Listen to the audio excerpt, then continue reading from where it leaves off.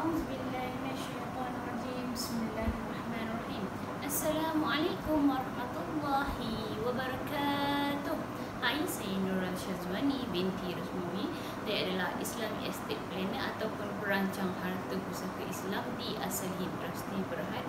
Bolehlah hubungi saya kalau nak dapatkan khidmat wasiat, hibah, harta pusaka Islam ataupun nak selesaikan harta pusaka yang belum diselesaikan lagi. Bolehlah hubungi saya. InsyaAllah sama-sama kita cuba selesaikan untuk mengurangkan harta terbeku di Malaysia. Okey, saya ambil ni kejap. Okey, hari ini saya nak buat sedikit penerangan mengenai siasatan waris. Siasatan waris ini sangat penting. Siasatan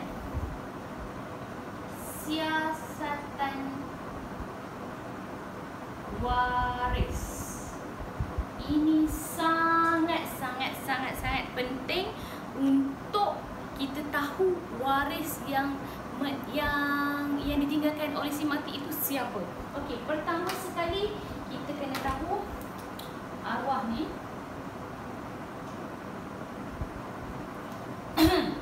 Okey, pertama arwah ni kita kena tanya dia sama ada dia ada isteri ke tidak. First kali kita kena tanya ada isteri ke tidak. Setelah kita tanya ada isteri ke tidak, kita kena tanya dia ada anak ke tak, ada keturunan ke tak, ada anak lelaki ke tak. Ada anak lelaki, ada anak perempuan. Oh, okey. Katakanlah dia ada anak lelaki, dia ada anak perempuan. Okey, kita tanya pula dia ada ibu ke, ada bapa ke. Okey, kita kena tanya ada ibu, ada bapa. Kemudian kalau 1, 2, 3, 4, 5, kalau 5 orang ini ada, siasatan kita berhenti di sini. Kalau 5 orang ini ada, maknanya ada ibu, ada bapa, ada isteri, ataupun kalau ini yang meninggal adalah perempuan, ada suami, ada anak lelaki, ada anak perempuan. Okey, siasatan kita berhenti di sini. Maknanya kita boleh terus kira bahagian faraid masing-masing. Andai kata kalau tak ada, contohnya anak lelaki dia ada tapi anak lelaki dia meninggal dunia dahulu, kita kena tanya ada cucu ke tak. Cucu lelaki, cucu perempuan. Cucu lelaki dari anak lelaki, dari anak lelaki. Kalau cucu perempuan daripada anak perempuan, tak boleh mewarisi. Sebab itu adalah mazhab Syafi'i, dia merupakan zawi al-arham. Kita hanya tengok daripada keturunan anak lelaki. Kalau dia ada anak lelaki tapi meninggal dunia dahulu, kita kena tanya ada cucu ke tak. Ada cucu iaitu anak kepada anak lelaki ni ke tak. Okey, kalau yang ni pun tak ada, cucu tak ada, cucu lelaki tak ada, cucu perempuan tak ada. Okey, kita kena tanya cicit. Ni cicit ni jarang lah. Cicit lelaki, cicit perempuan. Jarang sahaja berlaku kalau untuk cicit ni. Jarang sangat-sangat.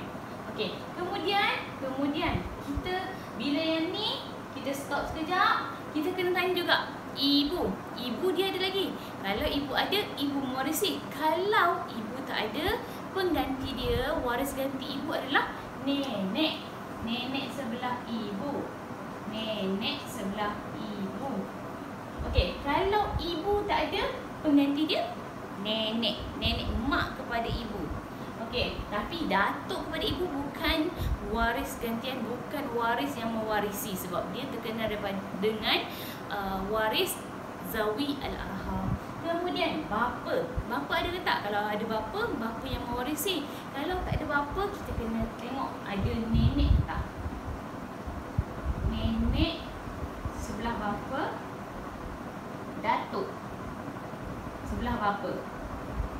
Kalau bapa tak ada, maka nenek akan mewarisi bersama dengan datuk. Kalau ibu tak ada, bapa tak ada, maka nenek Nenek, dua-dua nenek ini mewarisi bersama-sama dengan datuk juga. Okey. Seterusnya, katakanlah yang ni pun tak ada, keturunan kat atas pun tak ada, keturunan kat bawah pun tak ada, semua tak ada. Okey, kita kena tengok adik-beradik. Saudara seibu sebapa. Saudara sebapa. Saudara seibu. Okey, kita kena tengok. Yang ni ada lelaki perempuan tak? Kita kena siasat. Ada lelaki, ada perempuan. Kalau ada, stop di sini. Tapi kalau tak ada, kita kena siasat lagi. Ada lelaki, ada perempuan tak? Kena siasat. Kalau yang ni tak ada, beralih kepada saudara sebapa. Kalau yang ini tak ada, beralih kepada anak lelaki saudara seibu sebapa lelaki. Kalau yang ini pun tak ada, beralih kepada anak lelaki saudara sebapa lelaki. Kena lelaki, bukan perempuan. Kena tengok lelaki. Okey, katakanlah ni tak ada, ni tak ada. Okey, yang ni stop sekejap. Ni untuk nak sambung asobah, kita kena berhenti kejap. Okey, yang belah atas tak ada, keturunan belah atas tak ada, keturunan belah bawah tak ada. Yang ini pun tak ada. Saudara seibu sebapa, saudara sebapa tak ada. Yang ini kita kena siasat juga. Saudara seibu. Saudara seibu ni apa? Adik-beradik. Yang ni, arwah ni adik-beradik, ibu yang sama, bapa yang berlainan. Mungkin bapa tu ibu tu berkahwin dengan suami yang pertama, lepas tu bercerai ataupun suami itu meninggal dunia dan ada anak, dan arwah ini adalah merupakan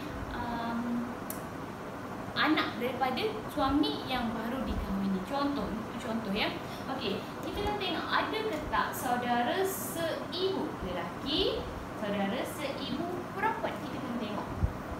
Yang ni ramai yang ketinggalan. Yang ini ramai yang tertinggal. Ketinggalan dan tertinggal untuk saudara seibu. Kita kena alert. Okey, katakanlah sampai kat sini tadi kan. Sampai saudara seibu sebapa, saudara sebapa. Yang ini tak ada. Kita kena siasat bapa saudara.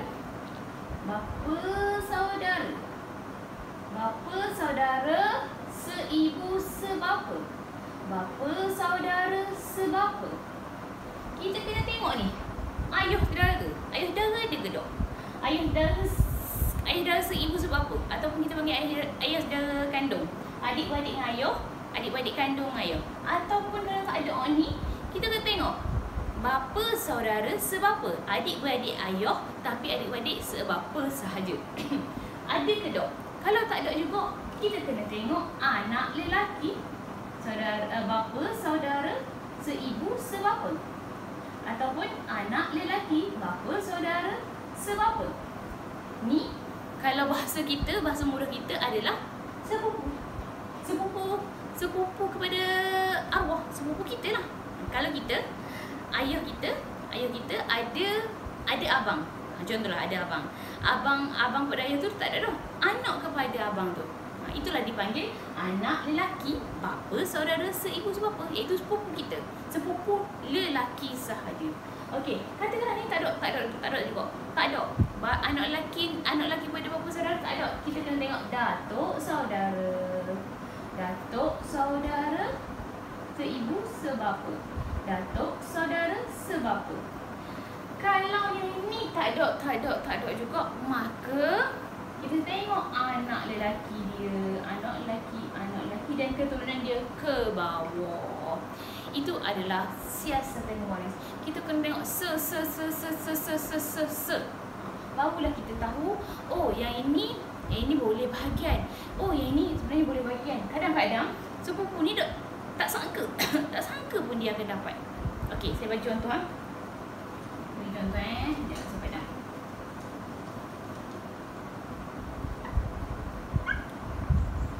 Saya bagi contoh real lah. Tak ada masalah. Sebab saya tak sebut nama, tak ada masalah nak bagi contoh real. Okey. Arwah ini perempuan. Arwah perempuan. Arwah ini perempuan. Dia ada suami. Dia ada suami. Dia ada suami. Dan yang ini dia tak ada.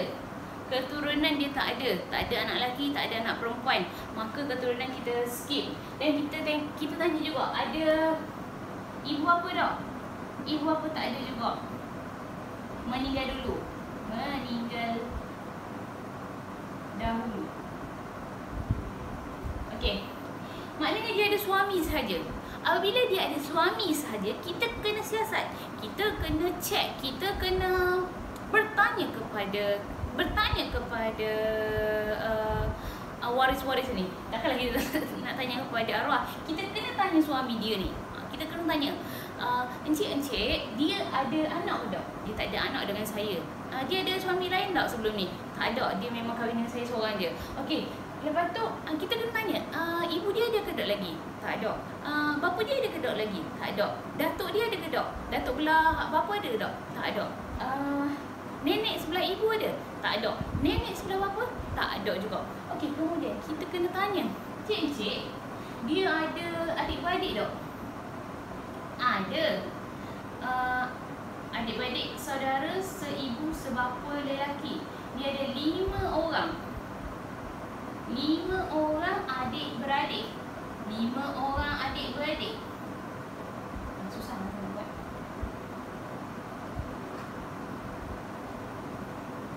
Buat macam ni lah. Okey, dia ada 5 orang adik-beradik kandung. Saudara seibu sebapa lelaki ada 5. Ya. Okey, ni saudara seibu sebapa lelaki pertama, saudara seibu sebapa lelaki kedua, saudara seibu sebapa lelaki ketiga, saudara seibu sebapa lelaki adalah kecil. 4. Ini saya buat kat sini juga lah. Saudara seibu sebapa lelaki yang kelima. Boleh lah pula. Ni yang pertama, ni yang kedua, ni yang ketiga, ni yang keempat, ni yang kelima. Tetapi dengan takdir Allah Subhanahu Wa Taala, kesemua adik-beradik ini telah meninggal dunia. Sebelum arwah perempuan ini meninggal dunia, adik-beradik ini telah meninggal dunia dulu. Meninggal dunia semua. Okey, apabila semua adik-beradik meninggal dunia semua, kita kena siasat. Yang ini ada anak ke tak? Okey. Yang ini ada anak lelaki ke tidak? Adik yang ni dah meninggal dunia. Semula tak ada. Dah meninggal. Okey, kita kena siasat. Yang ini ada anak lelaki ke tak? Ada anak lelaki.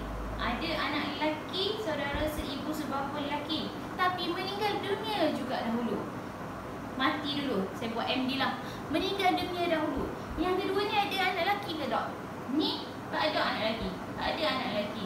Yang ketiga ada anak lelaki ke tak? Ada. Ada seorang anak lelaki. Seorang anak lelaki. Yang keempat ada anak lelaki ke tak? Ada seorang anak lelaki. Yang kelima ada anak lelaki ke tak? Ada. Seorang juga anak lelaki. Maka ada 1, 2, 3. 3 orang anak saudara dia bersama dengan suami akan mewarisi. Okey, macam mana kita nak tahu bahagian faraid? Pertama adalah yang ni tak dapat sebab dia mati dulu. Yang ni tak ada anak lelaki. Okey, kita kena tengok suami, anak saudara, anak lelaki saudara seibu sebapa lelaki, anak lelaki saudara seibu sebapa lelaki, anak lelaki saudara seibu sebapa lelaki. 1, 2, 3. Okey, suami dapat berapa? Sebab tak ada anak, suami akan dapat 1/2. Yang ini dapat sobah 1/2. Nampak kan? Okey. Ini sobah 1/2. 1/2 ni tak boleh nak bahagi 3 orang ni. Maka Maka di sini kita kena darabkan dengan 3. Sebab apa 3? Sebab 3 orang 1, 2, 3. Darab 3 jadi 6. Yang ni pun kena darabkan dengan 3, jadi 3 di sini. Yang ni dapat 1, 1, 1 setiap seorang. Dan yang terakhir adalah dia punya pecahan 3/6 untuk suami, 1/6 untuk anak saudara lelaki, 1/6 untuk anak saudara kedua, 1/6 untuk anak saudara ketiga. Jadi ini adalah jalan penyelesaian untuk kes faraid ini. Arwah dia meninggalkan, dia ada suami dan dia ada anak saudara lelaki. Jadi tugas kita, tugas konsultan macam saya, perancang harta pusaka macam saya, kami kena siasat. Encik-encik, tuan-tuan, puan-puan jangan marah pula kalau kami banyak bertanya, banyak soal tuan-tuan dan puan-puan, sebab kita nak siasat satu persatu siapakah waris yang layak menerima bahagian faraid. Bukan saja-saja kita nak tanya, bukan saja-saja kita nak menyoal tuan-tuan dan puan-puan, bukan begitu. Jadi persoalan demi persoalan adalah untuk kita tahu siapa waris yang layak supaya kita betul-betul membahagikan faraid itu mengikut syarak. Okey, saya Nurul Syazwani binti Rosmawi. Kalau ada persoalan faraid, kalau ada ingin buat wasiat hibah ataupun harta pusaka Islam, bolehlah hubungi saya. Saya Nurul Syazwani binti Rosmawi. Nombor telefon saya 0125551269. Untuk hari ini setakat ini dahulu. Salam 22 Ramadan. Sekejap saja masa berlalu. Hari ini dah 2 April 2024. Ramadan dah nak berakhir. Ramadan dah nak berlalu. Semoga kita mati dalam husnul khatimah dan kita istiqamah dalam setiap kebaikan di dunia ini dan membawanya kepada akhirat kita nanti. Okey, assalamualaikum warahmatullahi wabarakatuh.